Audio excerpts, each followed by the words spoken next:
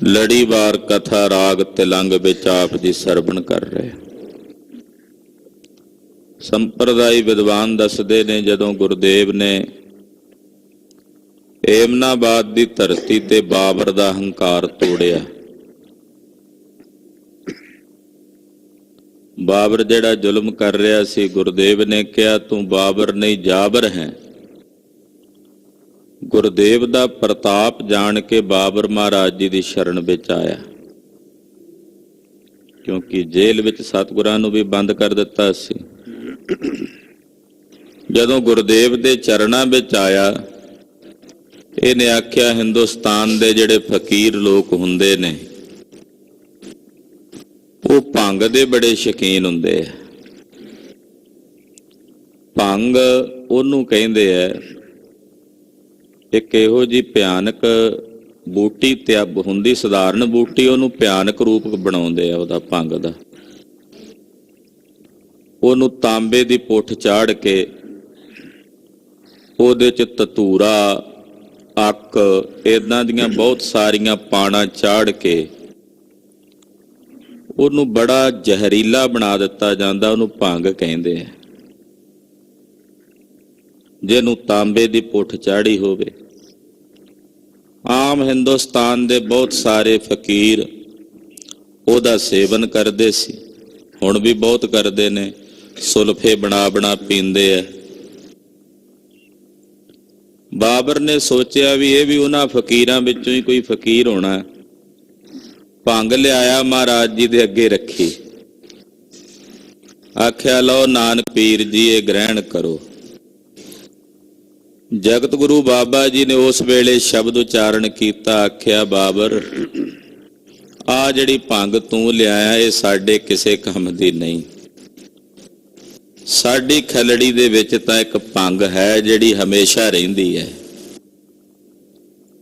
ਤੋ ਉਸ ਵਕਤ ਗੁਰਦੇਵ ਨੇ ਇਹ ਪਾਵਨ ਸ਼ਬਦ ਆਪਣੇ ਮੁਖਾਰ ਬਿੰਦ ਚੋਂ ਉਚਾਰਨ ਕੀਤਾ। ਰਾਗ ਤਿਲੰਗ ਦਾ ਸ਼ਬਦ ਹੈ। ਬਾਬਰ ਬਾਣੀ ਵੀ ਤਕਰੀਬਨ ਬਹੁਤ ਸਾਰੇ ਸ਼ਬਦ ਰਾਗ ਤਿਲੰਗ ਵਿੱਚ ਹੀ ਹਨ। ਆਓ ਮਨ ਬਿਰਤੀਆਂ ਇਕਾਗਰ ਕਰੀਏ। ਜਗਤ ਗੁਰੂ ਬਾਬਾ ਜੀ ਧੰਨ ਗੁਰੂ ਨਾਨਕ ਦੇਵ ਸਾਹਿਬ ਦੇ ਪਵਿੱਤਰ ਚਰਨਾਂ ਵਿੱਚ ਆਪਣੀ ਹਾਜ਼ਰੀ ਲਵਾਓ। ਆਖੋ ਜੀ ਸਤਿਨਾਮ ਸ੍ਰੀ ਵਾਹਿਗੁਰੂ ਸਾਹਿਬ ਜੀ।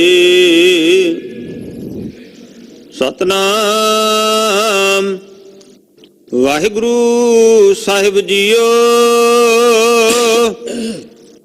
ਤਿਲੰਗ ਮਹਲਾ ਪਹਿਲਾ, ਘਰ ਦੂਜਾ, ਇੱਕ ਓੰਕਾਰ ਸਤਿਗੁਰ ਪ੍ਰਸਾਦ। ਰਾਗ ਤਿਲੰਗ ਹੈ ਔਰ ਪਹਿਲੇ ਪਾਤਸ਼ਾਹ ਜਗਤ ਗੁਰੂ ਗੁਰੂ ਨਾਨਕ ਸਾਹਿਬ ਦਾ ਉਚਾਰਨ ਕੀਤਾ ਹੋਇਆ ਪਵਿੱਤਰ ਸ੍ਰੀ ਮੁਖ ਵਾਕ ਸ਼ਬਦ ਹੈ। ਘਰ ਦੂਜੇ ਵਿੱਚ ਇਸ ਪਾਵਨ ਸ਼ਬਦ ਨੂੰ ਗਾਉਣਾ। ਮੰਗਲਾਚਰਨ ਕਰਦੇ ਨੇ ਵਾਹਿਗੁਰੂ ਇੱਕ ਹੈ ਓੰਕਾਰ, ਜੋ ਸਾਰਿਆਂ ਵਿੱਚ ਵਿਆਪਕ ਔਰ ਸਰਬ ਦਾ ਪ੍ਰਕਾਸ਼ਕ ਹੈ। ਸਤਿਗੁਰਾਂ ਦੀ ਕਿਰਪਾ ਦੁਆਰਾ ਤਿਸ ਪਾਰ ਬ੍ਰਹਮ ਪਰਮੇਸ਼ਰ ਦੇ ਸਰੂਪ ਦੀ ਪ੍ਰਾਪਤੀ ਹੁੰਦੀ ਹੈ। ਹਾਂਜੀ। ਭਉ ਤੇਰਾ ਭਾਂਗ, ਖਲੜੀ ਮੇਰਾ ਚੀਤ। ਵਾਹਿਗੁਰੂ ਤੇਰਾ ਜਿਹੜਾ ਡਰ ਹੈ, ਅਕਾਲ ਪੁਰਖ ਦਾ ਜਿਹੜਾ ਭਉ ਹੈ, ਇਹੀ ਮੇਰੇ ਲਈ ਭੰਗ ਹੈ। ਰੱਬ ਦਾ ਜਿਹੜਾ ਭਉ ਹੈ ਇਹ ਸਾਡੇ ਲਈ ਭੰਗ ਹੈ। ਸਾਨੂੰ ਆਹ ਵੱਖਰੀ ਭੰਗ ਦੀ ਲੋੜ ਨਹੀਂ ਬਾਬਰ, ਜਿਹੜੀ ਤੂੰ ਲਿਆਇਆ। ਔਰ ਭੰਗ ਰੱਖਣ ਵਾਸਤੇ ਅਕਸਰ ਫਕੀਰਾਂ ਦੇ ਕੋਲ ਇੱਕ ਚਮੜੇ ਦੀ ਗੁੱਥੀ ਹੁੰਦੀ ਸੀ, ਉਹਨੂੰ ਕਹਿੰਦੇ ਸੀ ਖੱਲੜੀ। ਚਮੜੇ ਦੀ ਬਣੀ ਹੁੰਦੀ ਸੀ ਉਹ ਗੁੱਥੀ ਜੀ, ਉਹਦੇ ਚੋਂ ਪਾ ਕੇ ਰੱਖਿਆ ਕਰਦੇ। ਪਾਤਸ਼ਾਹ ਕਹਿੰਦੇ ਮੇਰਾ ਜਿਹੜਾ ਚਿੱਤ ਹੈ ਉਹ ਖੱਲੜੀ ਹੈ, ਉਹ ਚਮੜੇ ਦੀ ਉਹ ਗੁੱਥੀ ਹੈ ਜਿਹਦੇ ਚ ਮੈਂ ਰੱਬ ਦਾ ਭਾਉ ਜਿਹੜਾ ਉਹ ਭੰਗ ਬਣਾ ਕੇ ਪਾਇਆ। ਕਿਉਂਕਿ ਡਰ ਤਾਂ ਚਿੱਤ ਵਿੱਚ ਹੀ ਹੁੰਦਾ ਨਾ, ਚਿੱਤ 'ਚ ਹੀ ਭੈ ਹੋਵੇਗਾ ਤੇ ਚਿੱਤ ਖੱਲੜੀ ਹੈ। ਔਰ ਵਾਹਿਗੁਰੂ ਪਰਮੇਸ਼ਰ ਦਾ ਜਿਹੜਾ ਭਾਉ ਹੈ ਉਹ ਭੰਗ ਹੈ।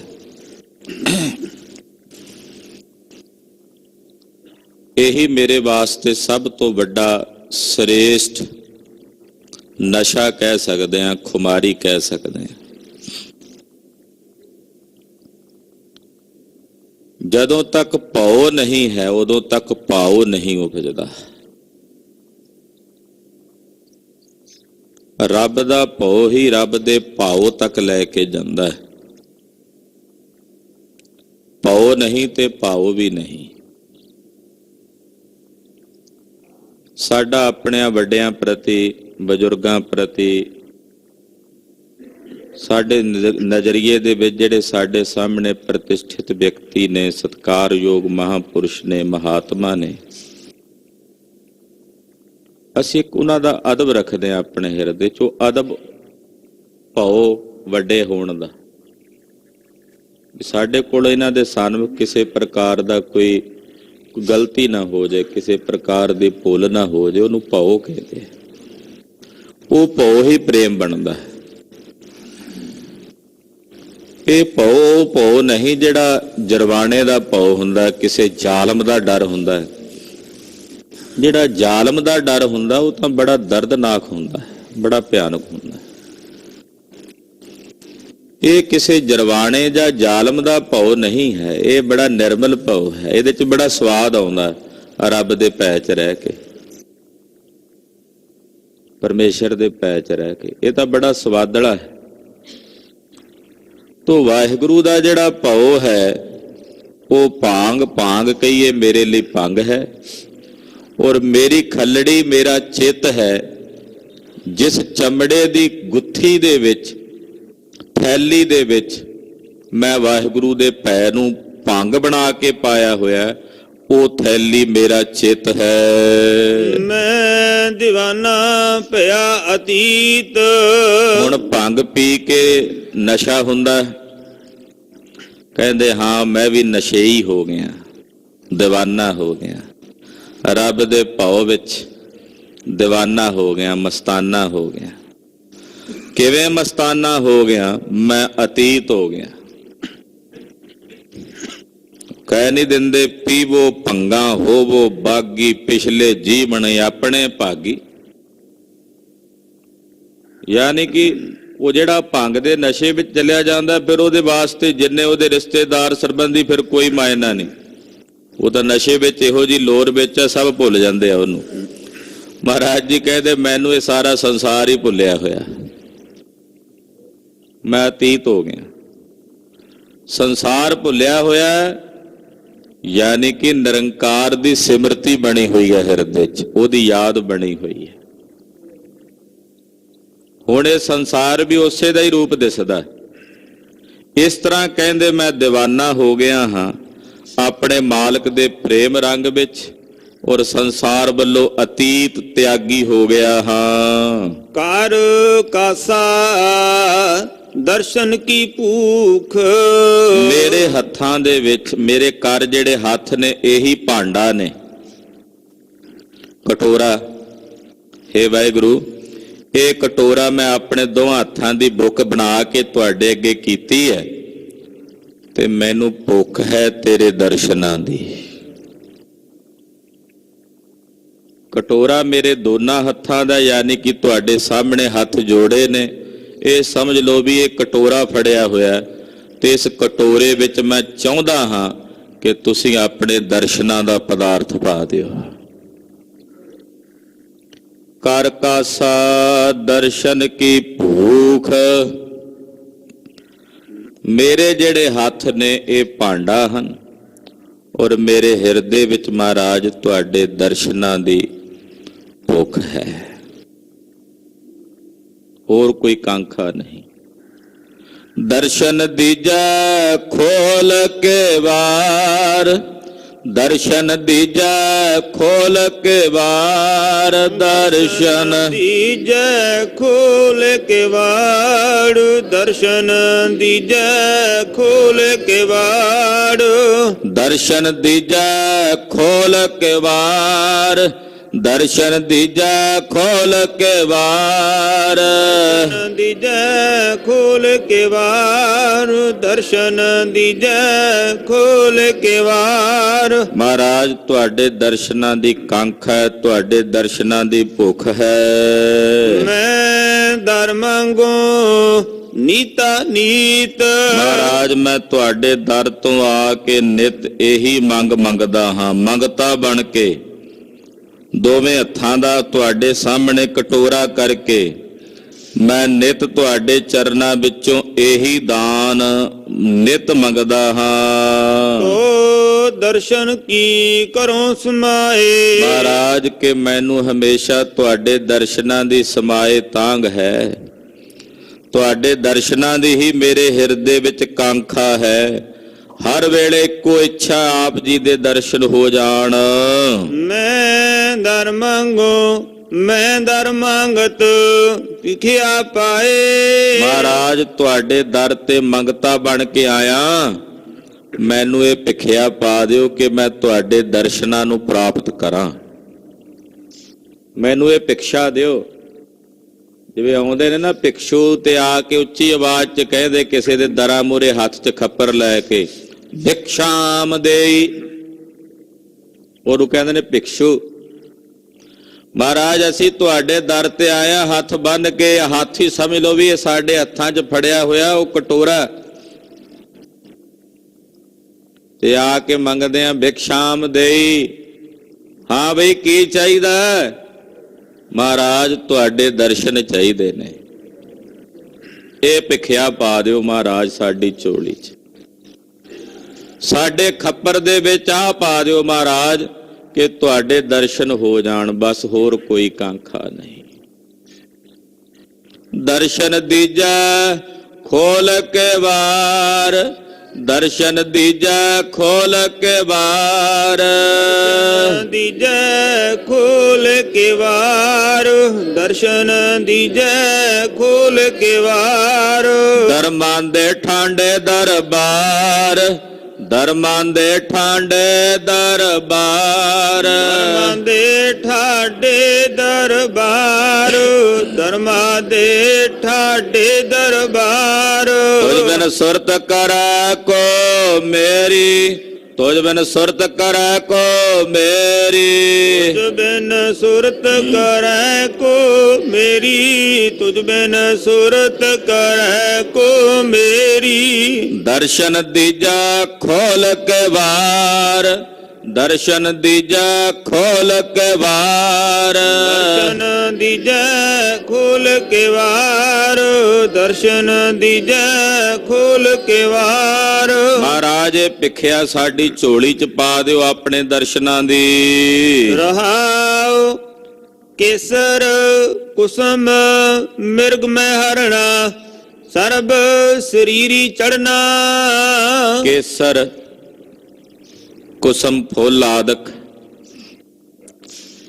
ਹਿਰਨਾਂ ਦੀ ਨਾਭੀ ਦੇ ਵਿੱਚੋਂ ਦੀ ਪੈਦਾ ਹੋਈ ਕਸਤੂਰੀ ਵਗੈਰਾ, ਇਹ ਸਾਰਿਆਂ ਦੇ ਸਰੀਰਾਂ ਤੇ ਚੜ੍ਹਦੀ ਹੈ।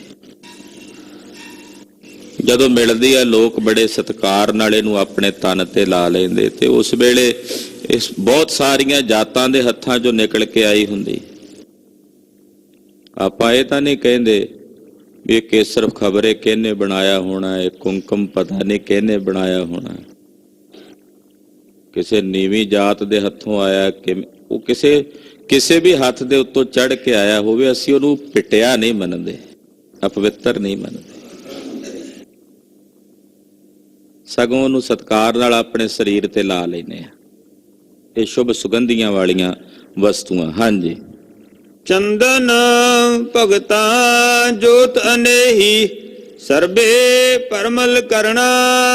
ਇਸੇ ਤਰ੍ਹਾਂ ਰੱਬ ਦੇ ਪਿਆਰੇ ਦੁਨੀਆ ਦੇ ਕਿਸੇ ਮਜ਼ਹਬ ਵਿੱਚ, ਕਿਸੇ ਜਾਤੀ 'ਚ, ਕਿਸੇ ਵੀ ਵਰਣ 'ਚ ਪੈਦਾ ਹੋਏ ਹੋਣ, ਉਹ ਸ੍ਰੇਸ਼ਟ ਨੇ, ਸਰਵੋਤਮ ਨੇ। ਕਬੀਰ, ਰਵਿਦਾਸ, ਨਾਮਦੇਵ, ਜਿਤਨੇ ਵੀ ਮਹਾਪੁਰਸ਼ ਨੇ, ਉਹ ਕਿਸੇ ਵੀ ਵਰਣ 'ਚ ਪੈਦਾ ਹੋਏ ਹੋਣ, ਉਹ ਸ੍ਰੇਸ਼ਟ ਹੀ ਨੇ, ਸਾਰਿਆਂ ਦੇ ਸਰੀਰ ਦੇ ਜੋਗੇ, ਸਤਿਕਾਰਯੋਗ ਨੇ। ਚੰਦਨ ਤੇ ਰੱਬ ਦੇ ਪਿਆਰੇ ਭਗਤਾਂ ਦੀ ਜੋਤ, ਜੋਤ ਦਾ ਇੱਥੇ ਅਰਥ ਹੈ ਸੁਭਾਅ ਇੱਕੋ ਜਿਹਾ।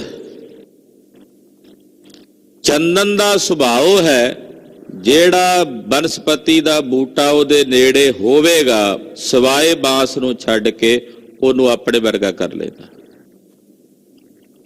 ਤੇ ਰੱਬ ਦੇ ਪਿਆਰਿਆਂ ਭਗਤਾਂ ਦਾ ਵੀ ਸੁਭਾਅ ਇਹੋ ਹੈ ਕਿ ਦੁਨੀਆ ਦੇ ਕਿਸੇ ਵਰਨ, ਕਿਸੇ ਜਾਤੀ ਦਾ ਵਿਅਕਤੀ ਸਿਵਾਏ ਹੰਕਾਰੀ ਨੂੰ ਛੱਡ ਕੇ, ਬਾਂਸ ਨੂੰ ਛੱਡ ਕੇ, ਜਿਹੜਾ ਵੀ ਉਹਨਾਂ ਦੀ ਸੰਗਤ ਕਰੇਗਾ ਉਹਨਾਂ ਵਰਗਾ ਹੋ ਜਾਏਗਾ। ਇਹ ਗੁਰੂ ਬਾਬੇ ਦੇ ਬੋਲ ਨੇ, ਜਗਤ ਗੁਰੂ ਗੁਰੂ ਨਾਨਕ ਸਾਹਿਬ ਦੇ। ਚੰਦਨ ਤੇ ਰੱਬ ਦੇ ਪਿਆਰੇ ਭਗਤਾਂ ਦਾ ਇੱਕੋ ਜਿਹਾ ਸੁਭਾਅ ਹੈ। ਚੰਦਨ ਨੇ ਆਪਣੇ ਨੇੜੇ ਵਸਣ ਵਾਲੇ ਨੂੰ ਹਰ ਇੱਕ ਨੂੰ ਸੁਗੰਧੀ ਦੇ ਦੇਣੀ, ਆਪਣੇ ਵਰਗਾ ਕਰ ਲੈਣਾ। ਬਸ ਇੱਕ ਬਾਂਸ ਦੇ ਬੂਟੇ ਨੂੰ ਛੱਡ ਕੇ, ਕਿਉਂਕਿ ਅੰਦਰੋਂ ਥੋਥਾ ਹੁੰਦਾ, ਖਾਲੀ ਹੁੰਦਾ, ਗੰਢਾਂ ਹੁੰਦੀਆਂ ਉਹਦੇ। ਇਸੇ ਤਰ੍ਹਾਂ ਰੱਬ ਦੇ ਪਿਆਰੇ ਭਗਤ ਦੁਨੀਆ ਦੇ ਕਿਸੇ ਜਾਤੀ, ਕਿਸੇ ਵਰਨ ਦਾ ਵੀ ਕੋਈ ਵਿਅਕਤੀ ਉਹਨਾਂ ਦੇ ਪਾਸ ਆ ਜੇ, ਉਹਨੂੰ ਆਪਣੇ ਵਰਗਾ ਕਰ ਲੈਂਦੇ ਨੇ, ਸਿਵਾਏ ਹੰਕਾਰੀ ਨੂੰ ਛੱਡ ਕੇ। ਕਿਉਂਕਿ ਹੰਕਾਰੀ ਨੂੰ ਤਾਂ ਉਹਨਾਂ ਦੀ ਕੀਮਤ ਦਾ ਹੀ ਨਹੀਂ ਪਤਾ। ਉਹਨੇ ਕਹਿਣਾ ਇਹ ਤਾਂ ਪਖੰਡੀ ਨੇ ਜੀ, ਇਹ ਤਾਂ ਦੰਭੀ ਨੇ ਜੀ। ਉਹਨੂੰ ਭਰੋਸਾ ਹੀ ਨਹੀਂ ਆਉਣਾ, ਯਕੀਨ ਹੀ ਨਹੀਂ ਆਉਣਾ। ਹਾਂਜੀ। ਕੇ ਪਟ ਭਾਂਡਾ ਕਹਿ ਨਾ ਕੋਈ। ਕਿ ਆਪਾਂ ਆਪਣੇ ਇਧਰ ਮਾਲਵੇ ਦੇ ਇਲਾਕੇ 'ਚ ਕਹਿੰਦੇ ਆ ਘਿਓ, ਇਧਰ ਦੁਆਬੇ ਦੇ ਇਲਾਕੇ 'ਚ ਚਲੇ ਜਾਈਏ, ਹੁਸ਼ਿਆਰਪੁਰ ਦੇ ਇਲਾਕੇ 'ਚ, ਨਵੇਂ ਸ਼ਹਿਰ ਦੇ ਇਲਾਕੇ 'ਚ ਉਹ ਘਿਓ ਨੂੰ ਕਹਿੰਦੇ ਘੇ। ਉਹ ਘੇ ਕਰਕੇ ਗੁਰਬਾਣੀ ਵਿੱਚ ਵੀ ਘਿਓ ਵੀ ਸ਼ਬਦ ਆਇਆ ਤੇ ਘੇ ਸ਼ਬਦ ਵੀ ਇੱਥੇ ਗੁਰੂ ਨਾਨਕ ਸਾਹਿਬ ਦੇ ਵਰਤਿਆ। ਇਹ ਦੁਆਬੇ ਦੇ ਇਲਾਕੇ 'ਚ ਬੋਲਿਆ ਘੇ। ਆਪਾਂ ਕਹਿੰਦੇ ਵੀ ਘਿਓ ਲਿਆਈ, ਉਹ ਕਹਿੰਦੇ ਘੇ ਲਿਆਈ। ਕਈ ਵਾਰੀ ਕੋਲ ਬੈਠੇ ਨੂੰ ਸਮਝ ਨਹੀਂ ਆਉਂਦੀ ਵੀ ਇਹ ਘੇ ਕੀ ਹੁੰਦਾ। ਘੇ, ਘੱਗੇ ਨੂੰ ਸਿਆਰੀ ਤੇ ਐੜਾ, ਘੇ। ਪੱਟ ਦਾ ਮਤਲਬ ਹੁੰਦਾ ਹੈ ਰੇਸ਼ਮ ਦਾ ਕੱਪੜਾ। ਘਿਓ ਵਾਲਾ ਭਾਂਡਾ ਤੇ ਰੇਸ਼ਮ ਦਾ ਕੱਪੜਾ। ਉਦੋਂ ਕੋਈ ਇਹ ਨਹੀਂ ਕਹਿੰਦਾ ਵੀ ਇਹ ਭਾਂਡਾ ਘਿਓ ਵਾਲਾ ਮਾੜਾ, ਕਿਉਂਕਿ ਉਹਦੇ 'ਚ ਘਿਓ ਪਿਆ ਹੋਇਆ ਤਾਂ ਪਵਿੱਤਰ ਹੈ। ਭਾਂਡੇ ਬਾਰੇ ਨਹੀਂ ਵੇਖਦੇ ਵੀ ਘੁਮਿਆਰੀ ਨੇ ਬਣਾਇਆ, ਕਿਹਨੇ ਬਣਾਇਆ, ਕਿਹੜੀ ਜਾਤੀ ਨੇ ਬਣਾਇਆ। ਉਹ ਭਾਂਡੇ ਦੀ ਗੱਲ ਨਹੀਂ, ਵਿੱਚ ਘਿਓ ਹੈ। ਰੇਸ਼ਮ ਦਾ ਬਣਿਆ ਹੋਇਆ ਕੱਪੜਾ ਜਦੋਂ ਕਿਸੇ ਕੋਲ ਆਉਂਦਾ ਤਾਂ ਇਹ ਨਹੀਂ ਵੇਖਦੇ ਇਹ ਕੀੜਿਆਂ ਤੋਂ ਬਣਿਆ ਹੋਇਆ। ਕੀੜੇ ਤੋਂ ਬਣਦਾ ਨਾ ਰੇਸ਼ਮ, ਰੇਸ਼ਮ ਦਾ ਕੱਪੜਾ, ਤੇ ਕੀੜਿਆਂ ਦੀ ਗੰਦਗੀ ਹੈ ਨਾ। ਉਸ ਵੇਲੇ ਉਸ ਕੱਪੜੇ ਨੂੰ ਬੜੇ ਸਤਿਕਾਰ ਨਾਲ ਤਨ ਤੇ ਲੈਂਦੇ ਆ। ਗੁਰੂ ਸਾਹਿਬ ਨੂੰ ਰੁਮਾਲੇ ਬਣਾ ਕੇ ਵੀ ਭੇਟ ਕਰਦੇ ਰੇਸ਼ਮ ਦੇ ਕੱਪੜੇ। ਧਾਰਮਿਕ ਪੋਥੀਆਂ, ਧਰਮ ਗ੍ਰੰਥਾਂ ਨੂੰ ਲਪੇਟਿਆ ਜਾਂਦਾ ਕਿਉਂਕਿ ਉਹ ਪਵਿੱਤਰ ਹੈ। ਕੀੜਾ ਭਾਵੇਂ ਹੋਵੇ ਕਿਹੋ ਜਿਹਾ ਵੀ ਹੋਵੇ, ਭਾਂਡਾ ਘਿਓ ਵਾਲਾ ਕਿਹੋ ਜਿਹਾ ਮਰਜ਼ੀ ਹੋਵੇ, ਮਿੱਟੀ ਦਾ ਬਣਿਆ, ਕਿਹਨੇ ਬਣਾਇਆ, ਇਸੇ ਤਰ੍ਹਾਂ ਉਦਾਹਰਣ ਦੇ ਕੇ ਦੱਸਦੇ। ਹਾਂਜੀ। ਐਸਾ ਭਗਤ ਵਰਨ ਮੈਂ ਹੋਏ। ਰੱਬ ਦੇ ਪਿਆਰੇ ਭਗਤ ਕਿਸੇ ਵੀ ਵਰਨ 'ਚ ਪੈਦਾ ਹੋਏ ਹੋਣ, ਭਾਵੇਂ ਖੱਤਰੀਆਂ 'ਚ, ਬ੍ਰਾਹਮਣਾਂ 'ਚ, ਸ਼ੂਦਰਾਂ 'ਚ, ਵੈਸ਼ਾਂ 'ਚ, ਉਹ ਭਾਂਡਾ ਕਿਹੋ ਜਿਹਾ ਵੀ ਹੋਵੇ, ਪਰ ਉਹਨਾਂ ਅੰਦਰ ਜਿਹੜੀ ਪਰਮੇਸ਼ਰ ਦੀ ਭਗਤੀ ਤੇ ਇਬਾਦਤ ਕਰਕੇ ਉੱਚੀ ਅਵਸਥਾ ਬਣੀ ਹੋਈ ਹੈ, ਉਹ ਘਿਓ ਹੈ। ਉਹਨੂੰ ਪਵਿੱਤਰਤਾ, ਉਹ ਕਿਸ ਵਰਨ 'ਚ ਪੈਦਾ ਹੋਇਆ, ਕਿਸ ਜਾਤੀ 'ਚ ਪੈਦਾ ਹੋਇਆ, ਉਹ ਨਹੀਂ ਗਿਣਿਆ ਜਾਂਦਾ। ਘਿਓ ਕਿਹੜੇ ਭਾਂਡੇ 'ਚ ਪਾਇਆ ਹੋਇਆ ਕੋਈ ਮਾਇਨਾ ਨਹੀਂ ਰੱਖਦਾ। ਘਿਓ ਬਸ ਘਿਓ ਹੈ, ਪਵਿੱਤਰ ਹੈ। ਰੇਸ਼ਮ ਦਾ ਕੱਪੜਾ ਕਿਹੜੇ ਕੀੜੇ ਤੋਂ ਬਣਿਆ, ਕਿਹੋ ਜਿਹਾ ਕੀੜਾ ਸੀ, ਕੋਈ ਮਾਇਨੇ ਨਹੀਂ ਰੱਖਦਾ, ਬਸ ਕੱਪੜਾ ਪਵਿੱਤਰ ਹੈ। ਇਸੇ ਤਰ੍ਹਾਂ ਰੱਬ ਦੇ ਪਿਆਰੇ ਮਹਾਪੁਰਸ਼ ਭਗਤ ਦੁਨੀਆ ਦੇ ਕਿਸੇ ਵਰਨ 'ਚ ਪੈਦਾ ਹੋਣ, ਕਿਸੇ ਜਾਤੀ 'ਚ, ਕਿਸੇ ਮਜ਼ਹਬ 'ਚ, ਕਿਸੇ ਨੀਚ ਤੋਂ ਨੀਚ ਵਰਨ ਦੇ ਵਿੱਚ ਵੀ ਕੋਈ ਪੈਦਾ ਹੋ ਜਾਣ। ਇੱਥੇ ਤਾਂ ਰਾਖਸ਼ਾਂ ਦੇ ਘਰ ਭਗਤ ਵੀ ਪੈਦਾ ਹੋ ਗਏ। ਭਗਤ ਪ੍ਰਹਿਲਾਦ ਜੀ, ਇਹਦਾ ਮਤਲਬ ਇਹ ਤਾਂ ਨਹੀਂ ਵੀ ਰਾਖਸ਼ਾਂ ਦੇ ਘਰੇ ਜੰਮੇ ਆ ਤੇ ਉਹ ਭਗਤ ਨਹੀਂ ਹਨ, ਐਸਾ ਨਹੀਂ।